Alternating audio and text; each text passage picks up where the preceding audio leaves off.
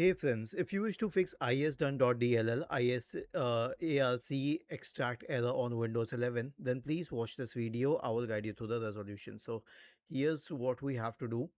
First of all, open the browser and then you need to search for Microsoft C++ redistributable, and then you need to go to the Microsoft C++ redistributable page and then scroll down and go to x64 version.